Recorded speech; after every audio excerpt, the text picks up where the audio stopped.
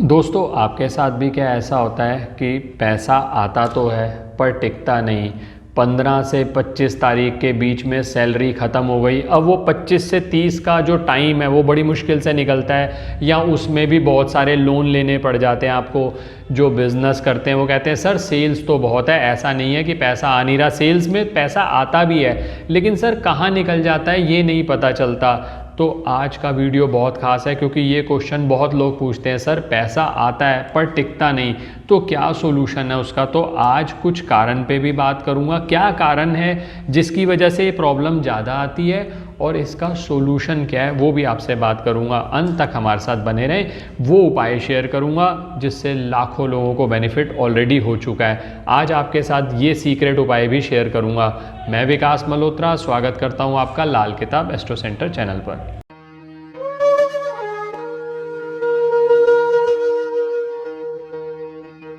दोस्तों सबसे पहले मुद्दे की बात करते हैं। 4 कारण हैं मेरे देखे जो बहुत ज़्यादा महत्वपूर्ण है, आपको समझना ज़रूरी है। इन 4 कारणों पर आप विचार ज़रूर करिए। सबसे पहला तो जो वजह है जिसकी वजह से पैसा आता तो है टिकता नहीं है, वो है गलत दिशा में आपका खर्च करना। जैसे गलत दिशा का मतलब ये है कि आप दिखावे पे, फिजूल खर्च पर ऐसा खर्च कर रहे हो। कभी आपने अकाउंट नहीं बनाया कि कितने मेरे पास पैसे हैं, कितना मेरे को कहाँ से पैसा आएगा, कहाँ जाना है। अगर ऐसा आपके साथ भी हो रहा है तो सबसे पहले तो ये प्रैक्टिस को ध्यान रखिए, अपनी चादर देखकर ज़रूरत से ज़्यादा दिखावा मत करिए। नहीं तो दिखावे के चक्कर में ना लोन, आज महंगा फ़ोन ले लिया, महंगा फ़ोन ले तो लिया, एक बार आपने दिखा लिया, एक तो सबसे बड़ा नुकसान ये हुआ, नज़र लग गई। दूसरी बात यह है कि अब उस लोन की किस्तें पे करने के लिए आपको समस्या हो रही है। तो पहला कारण तो ये हो गया। दूसरा कारण दोस्तों जो कि बहुत देखने में आता है, आपके घर में कोई ना कोई वास्तु दोष का होना। अब वास्तु हर व्यक्ति तो करा नहीं सकता, लेकिन कुछ टिप्स पे बात करता हूँ। 2-3 चीज़ें देख लो कि ये 3-4 चीज़ें जो है मैं बोल रहा हूँ ना, ये बहुत इंपॉर्टेंट है। सबसे पहले तो आपके घर की फेसिंग क्या है, मतलब मेन एंट्रेंस गेट जिससे आप अंदर आते हैं घर के अंदर, नॉर्थ फेसिंग है, नॉर्थ वेस्ट है, साउथ है, क्या है। मंगल अगर बहुत ज़्यादा ख़राब है आपका तो साउथ फेसिंग हाउस अवॉइड करिए। ऐसी स्थिति में आप साउथ फेसिंग हाउस में अगर रहते हैं तो ये प्रॉब्लम्स बढ़ सकती हैं। तो पहला कारण तो ये हो गया। दूसरी चीज़ ये देखो आप कि क्या आपके घर के अंदर नॉर्थ ईस्ट जैसी जगह पर टॉयलेट तो नहीं बना हुआ। अगर वो बना हुआ है तो भी समस्याएं, धन संबंधी समस्याएं आपको हमेशा आएंगी, मानसिक शांति आपकी हमेशा अफेक्ट करेगा। मैंने अपने कुछ वीडियोस में इसके उपाय शेयर किए हैं, लेकिन सबसे बेस्ट तरीका यही रहता है कि उसको अवॉइड कर लिया जाए। तो दूसरा चीज़ ये हो गई।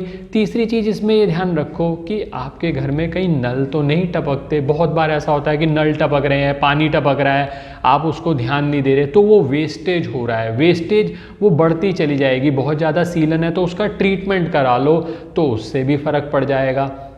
और चौथा कारण होता है दोस्तों आपके पे कोई पितृ ऋण का बनना। पितृ ऋण बना हो ना तो जो उपाय भी करते हैं उसका लाभ नहीं होता। सबसे अच्छा तरीका ये रहता है अपनी पत्रिका का परामर्श लेकर, ज़्यादा शॉर्टकट के चक्कर में ना बढ़ के परामर्श लेकर, जिस पे भी आपको ट्रस्ट है आप उपाय कर लो पितृ ऋण के, आपका आधा काम यही सॉल्व हो जाता है। तो ये हो गई आपकी 4 रीजंस जिसकी वजह से पैसा आता तो है पर टिकता नहीं। अब दोस्तों इन 4 कारणों पे मैंने बात करी, अब इसका इफ़ेक्ट क्या होगा। मानसिक शांति का भंग हो जाना। आप कहते हो सर घर में कोई ना कोई कलेश बना रहता है, पैसे को लेकर कोई चीज़ आप ख़रीदना चाहते हो अब वो ख़रीद नहीं पा रहे क्योंकि पहले आपने किसी चीज़ पे दिखावे पे ज़्यादा खर्च कर दिया, अब जो ज़रूरत है उस पे नहीं हो रहा।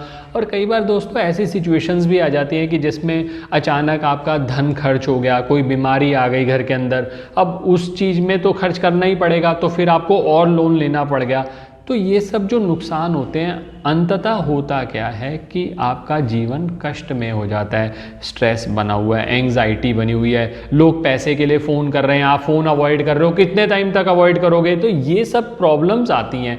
अब सॉल्यूशन की तरफ चलते हैं। सबसे पहले सॉल्यूशन पे बात करता हूँ दोस्तों। सबसे पहला जो सॉल्यूशन है ना, हम कोशिश करेंगे कि जो भी सैलरी आती है पहली, या आपकी बिजनेस से जो इनकम आती है, पेमेंट आती है महीने के शुरू में, उसमें से 101 रुपये, मैं बहुत छोटा अमाउंट बोल रहा हूँ, सिर्फ 101 रुपये एक बार 101 रुपये उसमें से निकाल लीजिए, विड्रॉ कर लीजिए, कैश ले लीजिए 101 रुपये, वो अपने घर के मंदिर में रखिए, भगवान से प्रार्थना करिए कि मेरे धन का जो अपव्यय हो रहा है, वेस्टेज हो रहा है, वो अवॉइड करें, मेरे धन को संचित करने में मेरी मदद करें।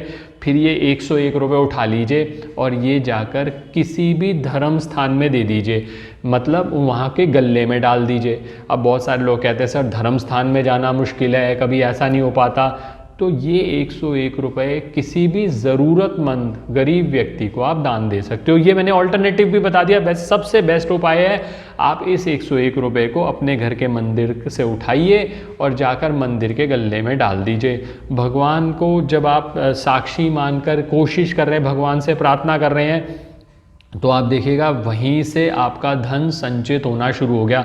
तो ये हो गया पहला काम। अब दूसरा काम, मैंने कारण जब गिने थे तो मैंने एक कारण बहुत बड़ा बताया था आपको, वास्तु दोष।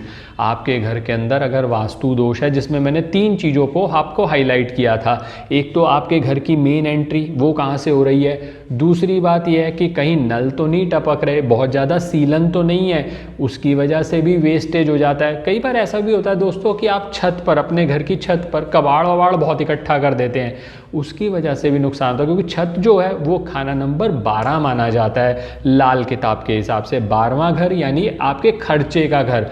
आपने वहाँ पर जब बहुत ज़्यादा कबाड़ स्थापित कर दिया, जो कबाड़ होता है वो राहु से संबंधित माना जाता है, और खाना नंबर 12 जो होता है वो बृहस्पति और राहु दोनों का जॉइंट हाउस माना जाता है। तो ऐसी स्थिति में राहु क्या करता है, वो बृहस्पति को खराब करने लग जाता है। बृहस्पति क्या है, बृहस्पति खाना नंबर 2, 5, 9, 11, 12 के मालिक हैं। बृहस्पति है आपका ज्ञान। तो कहीं ना कहीं आपको भ्रम हो जाता है, भाई शॉर्टकट के लिए आपको इनकरेज कर देगा, तो अपने आप ही ये सब नुकसान होने लगते हैं। तो आप क्या करेंगे, ये सब चीज़ों से बचें। अब जैसे नॉर्थ ईस्ट का टॉयलेट है, मैंने आपको कहा अवॉइड कर लो, नहीं तो मैंने जैसे अपने वीडियोस में रेमेडी बात करी हुई है, वो रेमेडी ज़रूर करो। और जो नल वल टपक रहे हैं उनको तो ठीक कराना ही पड़ेगा आपको, उसको जब तक वो टपकते रहेंगे फाइनेंशियल लॉस होता रहेगा। और एक और बहुत ध्यान रखिएगा, बहुत बार ऐसा भी देखा गया, गैस से दूध उबल के गैस पे गिर रहा है, पानी या कुछ चाय बना रहे हो तो उबल रहा है, तो उसको अवॉइड करें। थोड़ा सा फाइनेंशियल जो लॉसेज होने हैं ना, अचानक जो नुकसान हो रहे हैं, वो आपके अवॉइड हो जाएंगे। और अगर वास्तु के हिसाब से अपनी जो मेन एंट्री है, मैं अभी वास्तु के कोई रेमेडी नहीं बता रहा आपको, लेकिन अपने घर का मेन जो एंट्री है उस पर नियमित तौर पर आप जल छिड़कते रहे, सादा जल। मैं ऐसे उपाय बताने की कोशिश कर रहा हूँ जो हर व्यक्ति कर सके, इसी वजह से आप लोग हमारे साथ जुड़े हुए हैं। वो उपाय, छोटे छोटे उपाय जो नियमित तौर पर करता है उसको 100% फ़ायदा होता है। यहाँ मैंने उपाय बताया, यहाँ फ़ायदा 100% होगा आपको। आप करके देख लीजिएगा, अब बाद में कमेंट्स में बता दीजिएगा, 100% इसका लाभ होगा आपको। तो ये 2 चीज़ें मैंने आपको बताई, 2 उपाय। तीसरा जो उपाय बता रहा हूँ, इसमें 2 चीज़ें करनी है आपने। मैंने पहले भी अपने कुछ वीडियोस में इस उपाय को बताया हुआ है।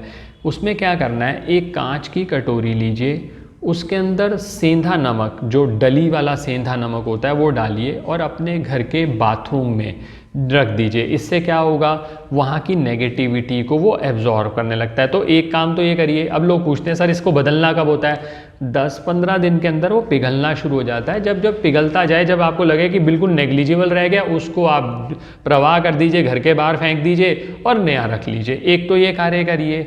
और एक कार्य आपको छोटा सा और करना है, एक सादा कागज़ लीजिए, उस पर बड़ा बड़ा लिखिए मनी, MONEY, मनी, धन लिखना चाहे धन लिख लीजिए। उसके नीचे माता लक्ष्मी का एक बीज मंत्र लिखना है, श्रीम। मंत्र आपकी स्क्रीन पर भी आ रहा है, श्रीम। ये माता लक्ष्मी का बीज मंत्र है। हम तो चाहते हैं ना कि धन एकत्रित भी हो, तो माता लक्ष्मी को अट्रैक्ट करने के लिए, माता लक्ष्मी का आह्वान करने के लिए हमने एक मंत्र लिख दिया, श्रीम।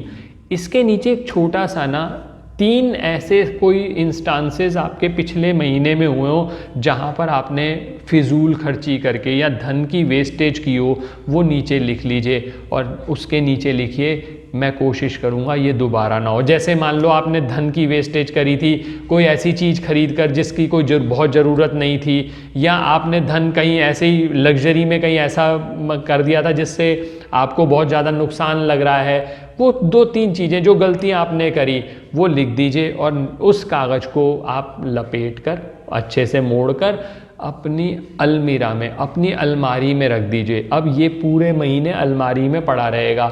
अगले महीने फिर जब शुरुआत होगी अगले महीने की, उस कागज़ को निकालिए, उस कागज़ में पढ़िए कि वो जो 3-4 मिस्टेक लिखी थी आपने, हो सकता है आपकी एक भी मिस्टेक ना हो। अगर ऐसा है बहुत अच्छी बात है, अगर कहीं मिस्टेक करी है तो उसको रिपीट नहीं किया आपने, ये ध्यान रखिए। और फिर वही कागज़ नया बना लीजिए। मान लो आप कहते हो सर मैंने तो कोई गलती करी नहीं पिछले महीने में, तब भी धन नहीं बचा, तो कोई बात नहीं, ऊपर लिखिए धन मनी, नीचे लिखिए मंत्र श्रीम, और उसके बाद वो उसको फोल्ड करके अपनी अलमीरा में रख दीजिए। ये माता लक्ष्मी को आवाहन करने में, माता लक्ष्मी की कृपा पाने में आपकी मदद करेगा। आप देखेंगे धन धीरे धीरे, जो अननेसेसरी खर्च हो रहा था, कोर्ट कचहरी पे जा रहा था, एक्सीडेंट पे, झगड़े में, वो कम होने लगा। धीरे धीरे आपकी लाइफ जो है ग्रो करने लगी। आशा करता हूँ दोस्तों वीडियो पसंद आया होगा। अगर वीडियो पसंद आया तो लाइक करें, बाकी लोगों के साथ भी शेयर करें। चैनल पे नए हैं, अब तक सब्सक्राइब नहीं किया तो प्लीज़ सब्सक्राइब कर दें।